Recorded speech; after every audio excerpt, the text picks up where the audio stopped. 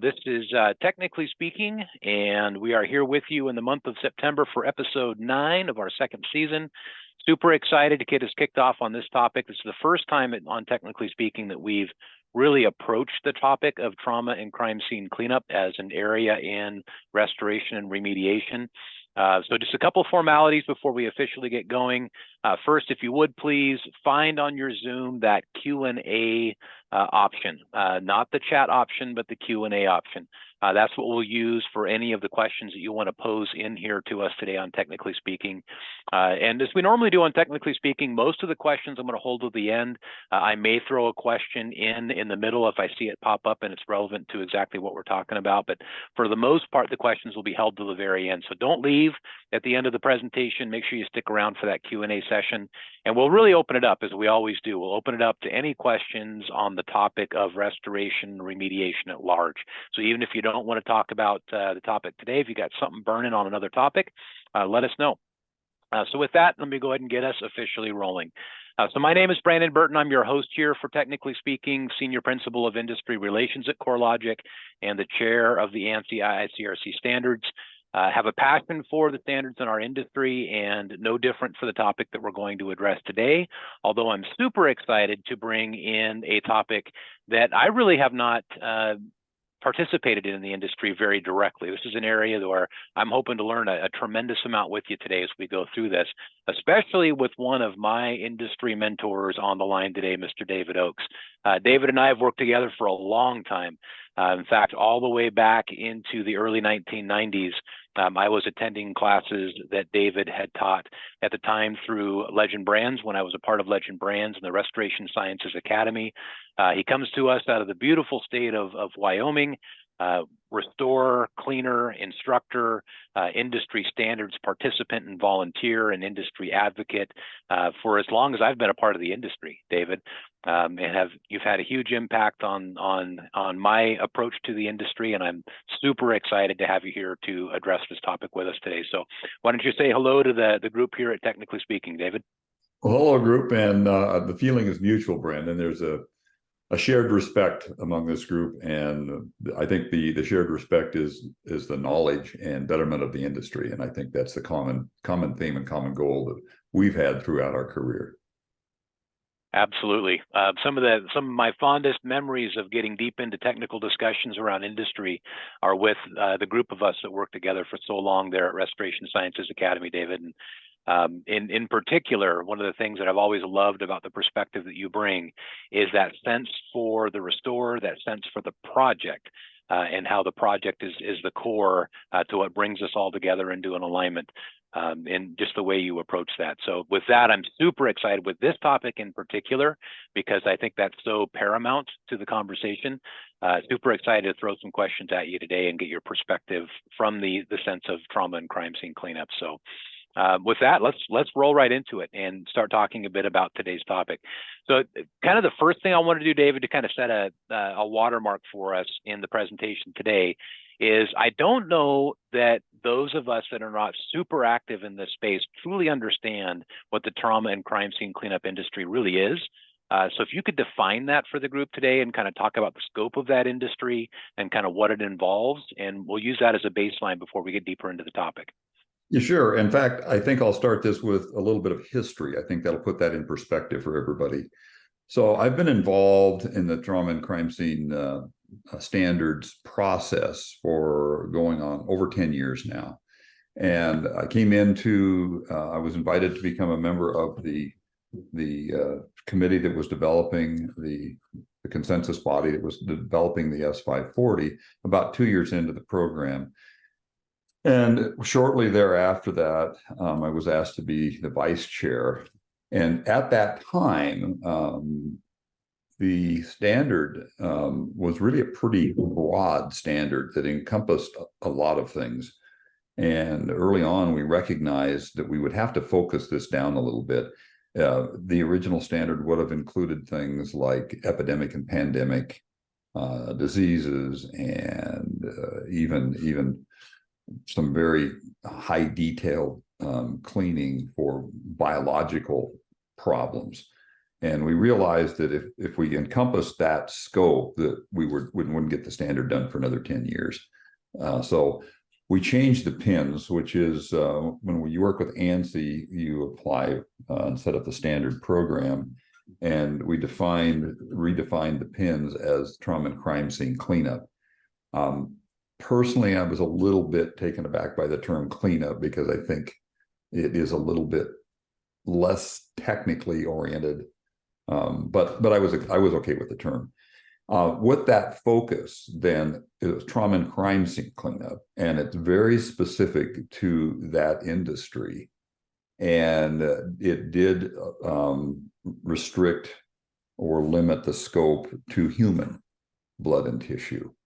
And that I think that's where the scope comes into it. So that's kind of how we define the industry as trauma and crime scene cleanup. And yes, there are other complications that could arise during that, just like there's any complications that could arise in a fire or water damage restoration project. And we have to be aware of those complications, such as hazardous material and the potential for other diseases that may or may not be specifically related to trauma and crime scene cleanup. So the business, the industry itself has been called by itself, not through the IICRC, but through restorers, contractors, and providers. They've been called a number of things. It's been called biohazard. Well, really, it's not biohazard. And then we do bio cleanup. Well, bioremediation. Well, that actually, the term bioremediation is in part what we do, but really not, because bioremediation actually is a technical term that describes biological components that would break down biological or and organic matter. Really, bioremediation is a septic system. I mean, through definition, it's a septic system. So those are some of the terms that have been kind of thrown out in the industry to describe what trauma and crime scene cleanup is. So we do limit it to humans, although some of the things do pertain to animals, obviously, but we didn't get into the specific risks when you're dealing with blood and tissue from other species besides humans. So one of the things that's always been a question for me as I think about this industry is, in addition to kind of narrowing down that scope, is just trying to define that industry in terms of its size, its scope, and how well served that industry is. I know I hear a lot about in certain areas where it's a struggle to properly serve that space. And I know you can interpret what is properly served in a lot of different ways, but I'd love to hear your perspective with the experts that you engage with in standards and those that you engage with in training. How would you sum that up? Is the industry well served today? Is it underserved today? Is it improperly served today? What would be your professional take on that? I think it's served adequately. There is always room for more contractors in this area. I don't think it's underserved, but I think one of the things, and this is, the strength is it's being served, but then is it being underserved? And where the good thing about the restoration industry is this: you have a bunch of people that are willing to do just about anything, and that is a tremendous asset. The problem with this industry is you got a lot of people that are willing to do just about anything, and they tend to get into situations where they are unqualified to do the work. Yeah. And that's where the problem is. So I got this big job, and I frequently get this call because being chairman of the S540, somebody will call me up, I get a referral from somebody, and hey, I got this big job. And usually these are the jobs that are on national news. It's not uncommon for that to happen. Hey, I got this big job. What do I need to do? I want to do this. Well, I said, well, the work actually is pretty straightforward.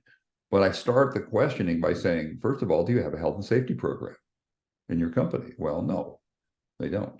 All right, do you have a bloodborne pathogen program in your company? Well, no, we don't.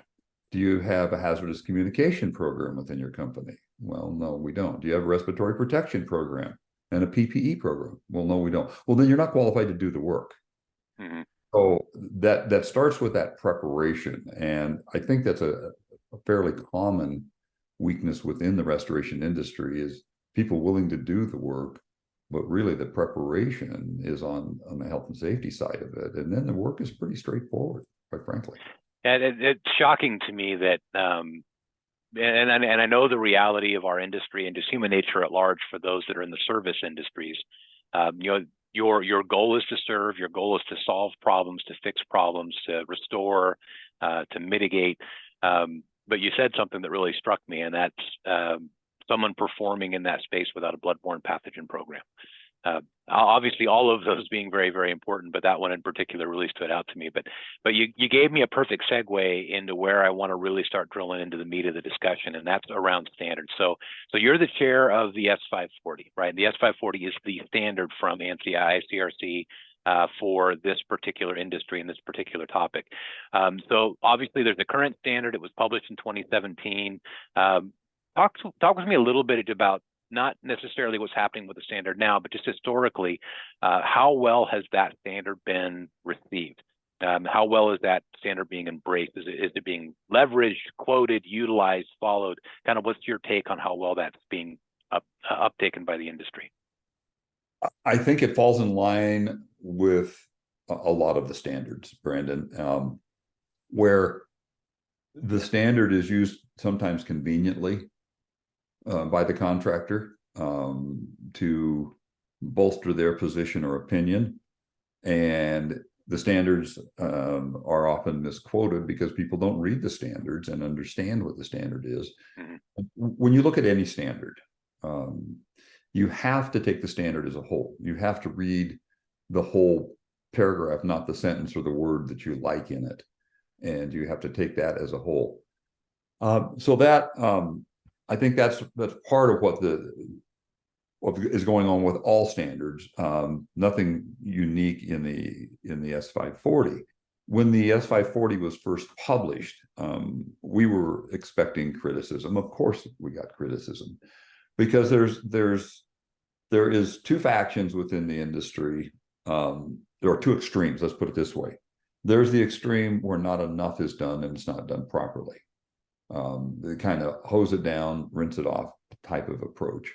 And then there's the extreme that everything's going to kill you, the sky is falling, and you've got to tear the house down and burn it because somebody dropped some blood on the carpet. So what the standard really does is brings that into reality, into what as a standard, and everybody on this call should be aware of this, a standard sets basically the minimum requirements. Mm-hmm. Doesn't set the maximum, and it gives options when additional work is required. And I think it really puts people in a common sense perspective of what needs to be done. So we want to be safe with what we do. We want to produce a safe product, but we want to be realistic. And this is where the standard really has taken hold. There, before the standard was written, there was some firms that were actually scaring people into unnecessary work because it's biological and it could be dangerous and you could die, and actually inflating the bills. Work was done fine and the results were fantastic, but what was done was really unnecessary. And let me take that for just a moment and address kind of the ANSI IICRC standards at large with something that really struck a chord with me as you were talking, David. And I think it's something that our industry doesn't understand well enough about our ANSI IICRC standards. There's a section right up in the front of all of the standards that says literally exactly the same thing in every one of these documents, and it's a discussion around the important definitions. The word shall, the word should, the word recommend, may, can. These are all defined in the documents. They're all defined exactly the same way. So whether you're reading the S540 for trauma and crime scene cleanup, or the S500, or even the S100 for carpet cleaning, they're all defining those terms in exactly the same way. But there's a particular phrase in there that I want to drive for just a moment that relates to exactly what you said, David, about it kind of setting the minimum. The key word in those standards is, and we talked about this last month a little bit actually, but the key word in those standards is the word should, right? And I think a lot of our industry experts, when they read the standards, don't necessarily hang the right definition on that term as they're reading the standards. So let me just kind of reiterate something we shared last month that I think is super, super important, and just a call to action for everybody who's attending today. But the word should represents what is standard of care in the document. So anything in the S540 that carries the word should as it relates to what the practitioner is to do means that it's standard of care. And that phrase standard of care also has a definition. And this is my call to action for you. I think as an industry, we all need to memorize this phrase, because as we read the standards, if you don't have this phrase memorized, you're not going to extract the right critical procedures, the right critical care out of that document. But standard of care is defined as what is common among reasonably prudent members of the trade who are trained and qualified to do that work, right? Common among reasonably prudent members of the trade. In other words, this is what is done by those who are practicing this trade. Not only do they do it commonly. And not only do they practice this trade, they're recognized as those that are trained and qualified to practice that trade. And there's a reason why it's defined that way. It's defined that way because this is a practice or procedure that if it's not done, there has to be a documented reason why it wasn't. If it's not done, although anybody else who's prudent would have done it commonly, you have to have a reason for not doing it. So it gives you as the practitioner, a great place to extract what those core minimum requirements are and defend those core minimum requirements, right? The other quick note is, before I roll into the next question for you, David, is the other term that pops up a lot is the word recommended. And I always say to those that are reading through the standards, pay a lot of attention to the shoulds and the recommends. The recommended also carries a lot of weight because you have to understand where the recommended procedures come from. You have a body over which David, in this particular case, chairs of industry experts and advocates that have spent years, in most cases.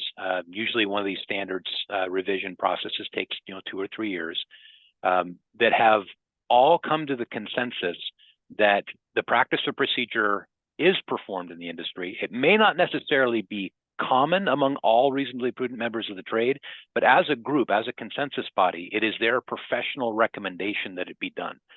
In other words, it's an emerging part of what is standard of care.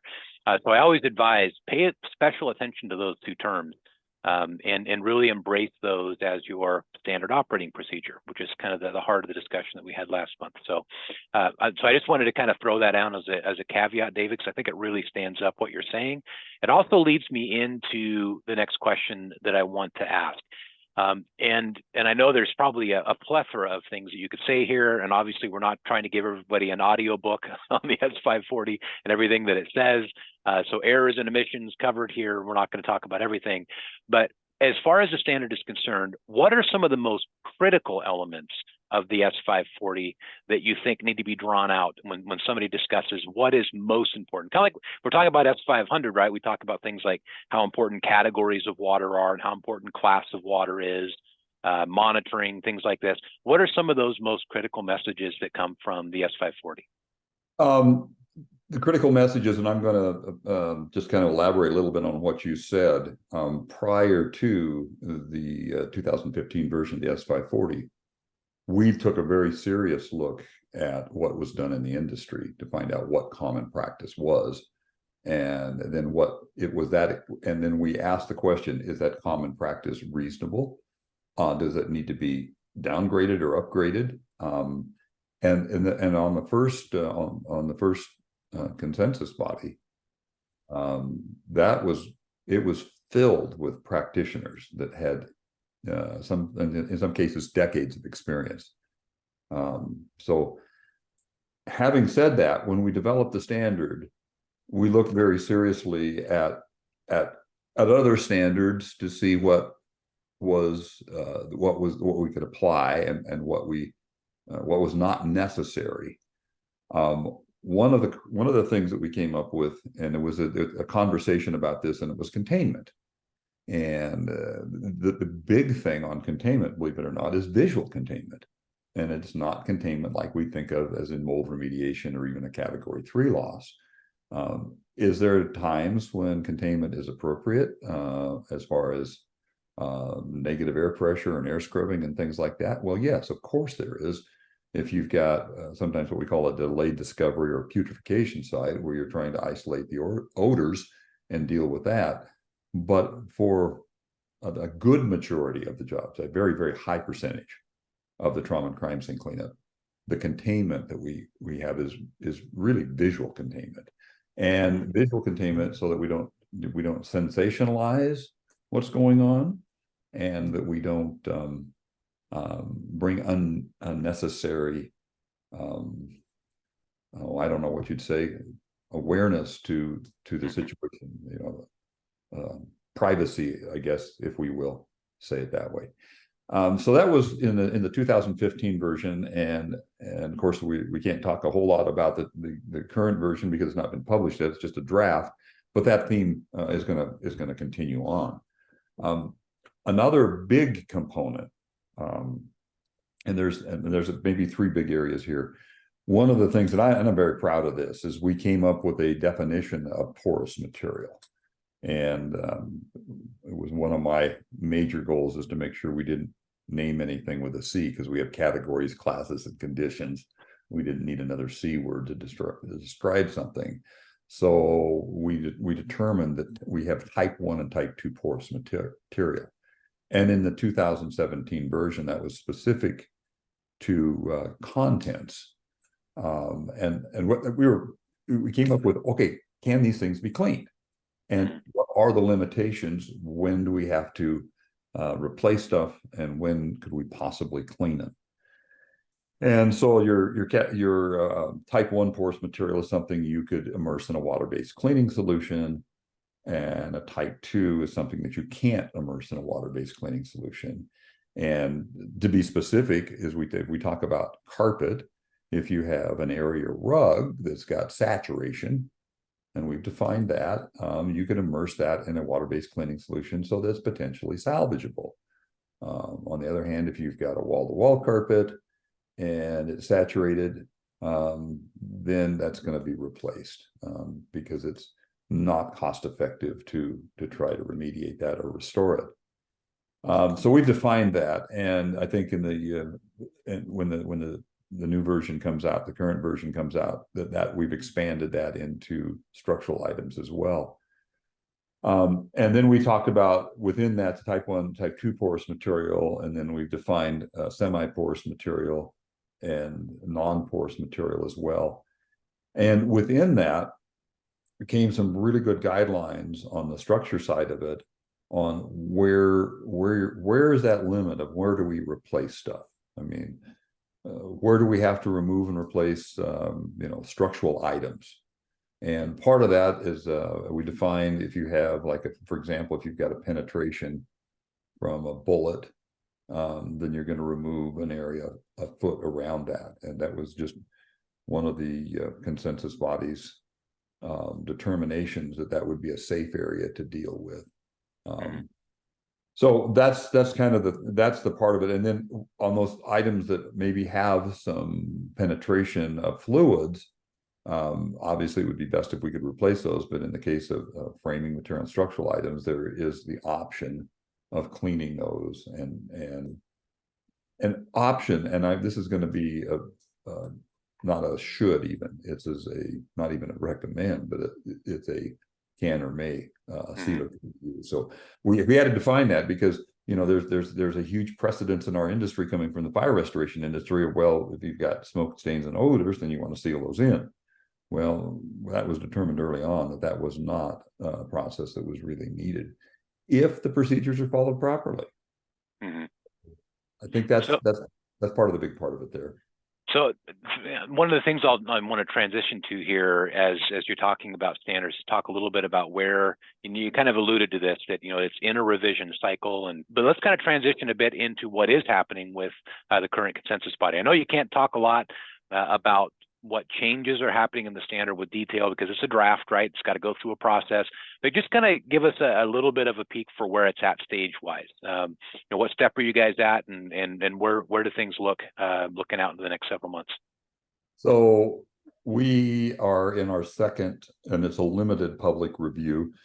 So for those of you not aware of the standard process, the standard is the draft is presented to the public, and anybody can comment on that. It goes out, I believe it's for a 45-day comment period.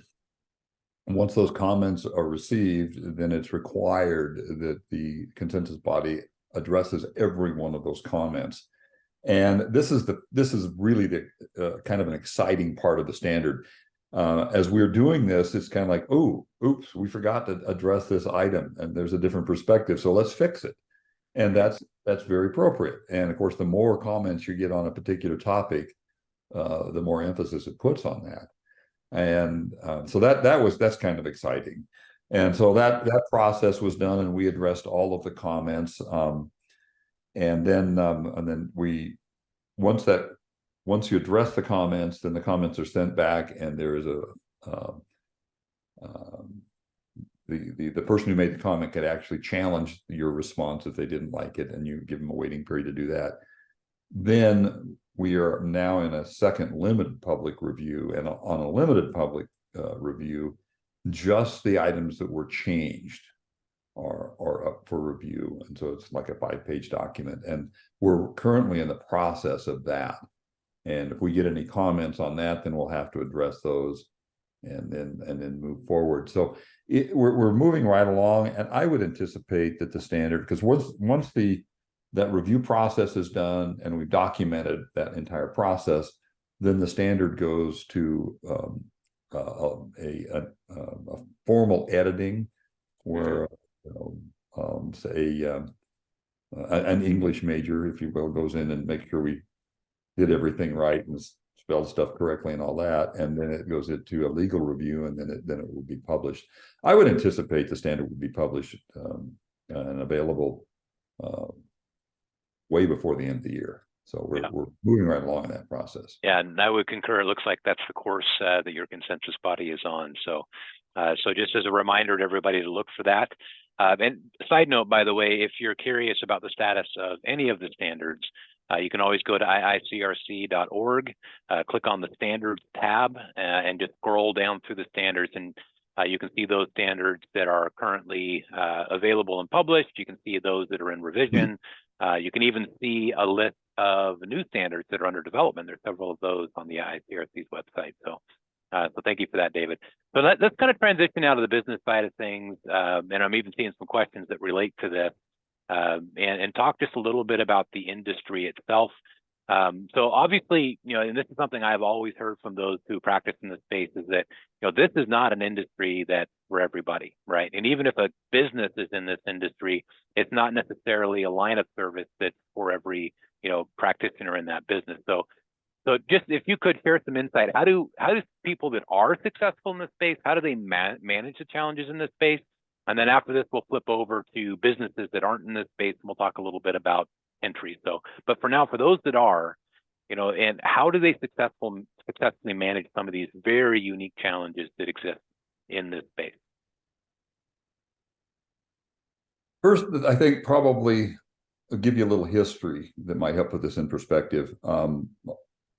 I started in this industry actually exactly 50 years ago this month with my first cleaning project. And early on, in the 70s, it would have been 1973 when I started, we were getting calls to clean up blood and suicides and trauma situations just because we're in the cleaning business. And so we were doing this kind of work already. For me, at that young age, I was not emotionally able to do it. And so there is an emotional component to this. It took me a few years to be able to accept this.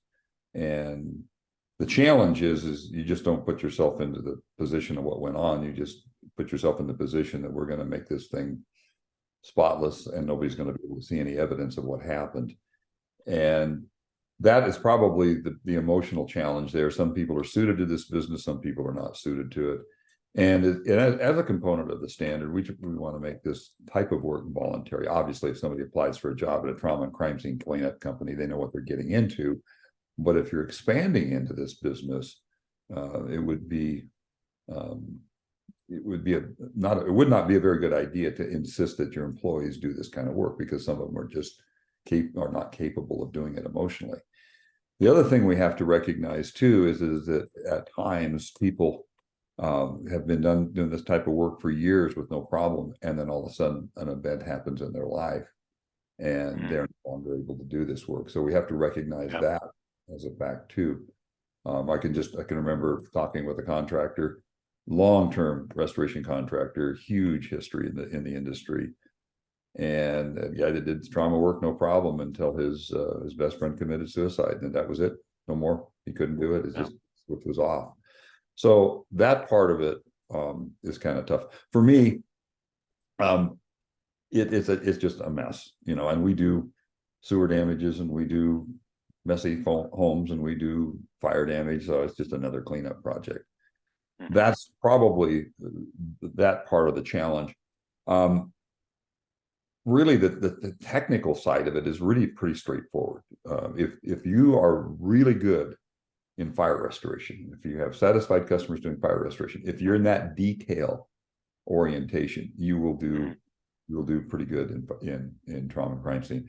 Where I see some of the challenges is people that coming into this business that don't have that detail, or they want to get into the cleaning business, and there is a detail in there that the detail in this business is more important than any of the other businesses that we're in, save for illicit drugs, because you don't have a second chance. If you make a mistake on a water damage, or something doesn't go well, or if you have something that doesn't clean appropriately in a fire job, so what? I mean, so fix it, go out and deal with it. But you can't miss a spot. You can't miss. I found bullets in between books that the police department had missed, evidence. It would be horrible if somebody opened that book and found that bullet there. You can't miss a drop of blood, or a tissue, or a piece of bone fragment. You cannot miss anything. So it has to be done perfect the first time. So that's probably the challenge, is the detail part of it. You have to be patient. You have to be straightforward with it. You have to be meticulous and extremely detail oriented. I think that's probably the big challenge. For those in the cleaning business that have that detail, it's pretty straightforward. And so the next question I have probably is going to sound very similar to that. So, outside of what you hit on, are there maybe away from the emotional and the technical, just maybe even from a business perspective, are there other challenges that are unique to being in this space? In fact, I mean, just from the structure of contracts and payments and things like that, does this bring anything unique to the table compared to other areas of restoration? Not really, because it is that on-demand business that comes in at the odd times, and that's a challenge we all struggle with, because most of the work will come in after hours. Very, very seldom is this a 9-to-5 type of a business, and you may need to mobilize, and the projects can be extremely large or extremely small, and there is a little bit of a challenge there to getting that information. You want to be compassionate and understanding when you're on the phone with somebody, but you have to be straightforward. And we get a lot of our references are called in directly by the fire department, the police department, sheriffs, the coroner, and those they're professionals. So it's pretty easy to say, hey, what are we looking at here? I know that you can't tell me the exact causation, but can you give me an idea? Are we looking at a natural cause of death? Are we looking at a violent death? Are we looking at a gunshot? Are we looking at what else? That kind of gives us a perspective of what type of a team we need to mobilize for that project. It's a little bit more difficult when you're dealing with the consumer that calls in. Sometimes just listening, and they will volunteer that information. Very often they're numb and in a state of shock. which, by the way, is another challenge. And I learned this from a seasoned professional, and it is so glad that, that I've had access to other individuals in this. Our job is not, we're not social workers, we're not psychologists or psychiatrists. And we have to be very careful of how we respond in these situations. We need to be compassionate and understanding. But one of the things that was told me, you never say you're sorry. Well, you might feel that, you might have that emotional connection with that person, but that might be the wrong thing to do. This person may have committed suicide or was murdered or whatever, and maybe he was the worst person in the world and everybody wanted to get rid of him. And saying you're sorry is the wrong thing to say. So that's not our job. What our job really is, and this is the crux of it, this is the psychological support that we provide, is putting that structure and the contents back into a condition that leaves no evidence of that trauma. Now, obviously, if there's a demolition, they're going to see that, but there's no residue left behind that leaves any visible sign of what happened. And that's the social work part of it, if you will. Got it. And then kind of relates back to something I said at the very beginning of this. It's that focus on the project, right? And, and even from a practitioner standpoint, that's kind of what helps, I think, a lot of those that successfully navigate this. Even kind of hearing your own experience, it's the ability to really internalize what you're doing to the project, right, itself. So let's talk a little bit about those that are kind of considering entering the space. So if I'm a restoration provider, I've been in the space performing one or more lines of service in restoration, and I'm considering entering this space, and I want to know if my company's a good fit. What types of assessments do I need to do on my business or my staff as I look at approaching this space? If you kind of give us, a list of some of the most important things to ask honest questions of our organizations. The first and foremost, obviously, do you have the safety programs in place? And I think that's pretty straightforward. You should have those if you're doing restoration anyhow. And if you don't, you really need to get those put in place. The second thing is this something that is an emotional fit? And some firms, for example, I had a gal that worked for me. She was hired as a project manager, and she was not emotionally able. If somebody walked through the office and said, I got a suicide, she threw up. She didn't have to go on the job. She just hear about it. And she just was not emotionally fit. So you've got to assess your resources as far as employees to find out, are they emotionally able to handle this? And some people are, some people aren't. Believe it or not, more people in our industry are emotionally able to deal with it because we deal with messes. And really, this is what this is just a mess.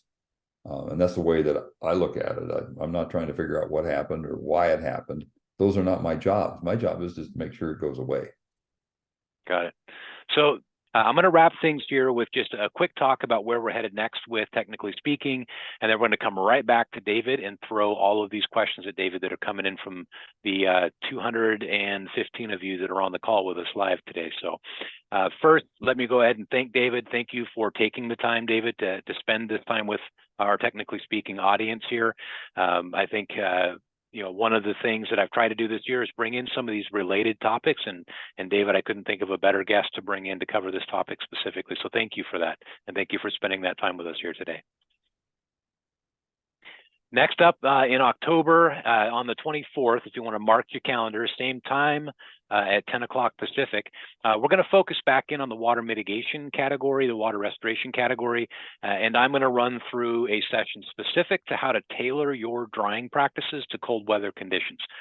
So those of you that are getting ready for the fall weather to kick in and eventually get into our winter weather, and some of the things and rumors that are flying around about polar vortices and everything else that we may be dealing with this winter, if you want to get well queued up and prepared and start thinking about how we dry buildings in cold weather conditions and really hone skills there, that's what I'm going to focus on for October 24th. In November, we are going to have our final session this year that's on a specific topic on psychrometrics. I'm going to kind of broaden back into an overall conversation on psychrometrics for a bit. And then in December, we'll have our season wrap up, just like we did last year. And in December, what we'll do is we'll take all of our best secrets that we learned throughout the course of 2023 and consolidate those down to a single presentation. So that's kind of the balance of season 2. I can't believe that I'm actually talking about the end of season 2 already, but that's what we're going to wrap. I want to close out with this quick reminder again. If you want to reach out to David in the world of, I know David is not just in the trauma and crime scene side of our industry. He and I spent most of our times talking a whole heck of a lot about water damage mitigation, and teaching structural drying courses, et cetera. So feel free to reach out to David at any time at capclean, that's capclean.do@gmail.com. And of course, you've got my email address down there at the bottom of the screen. Just want to wrap up here by again saying thank you, David. It's been a long time since you and I have had an opportunity to do something like this together, and I greatly appreciate the opportunity to do that. So thank you for spending the time with me here today and our group at Technically Speaking. Thank you, David. Thank you as well. It's great to be back together again and sharing some information about our industry that we're both so passionate about. Absolutely. And thank you also, David, for the work you're doing for standards. So with that, thank you very much for attending this month's episode, and we will see you next month to talk about cold weather drying. This is Brandon Burton at Technically Speaking, signing off. Thank you.